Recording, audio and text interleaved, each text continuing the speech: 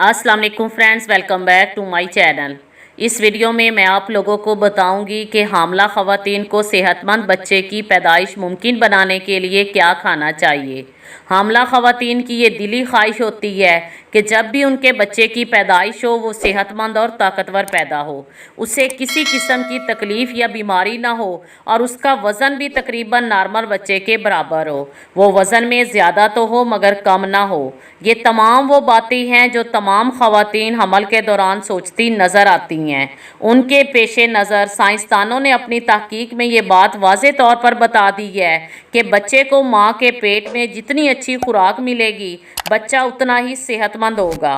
Vitamin D की गोलियां और फोलिक एसिड की हामिल खुराक माँ के पेट में परवरिश पाने वाले बच्चे की नशोनुमा में इंतहाई अहम किरदार अदा करती हैं।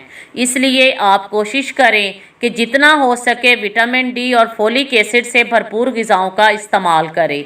सिर्फ गोलियां और दवाओं पर गुजारा ना करें, क्योंकि ताज़ा सब्जियां और फल आपको और आपके बच्चे को भरपूर ताकत देते हैं और उनके तमाम अज़ा की नशोनुमा में भी आसानी हो जाती है।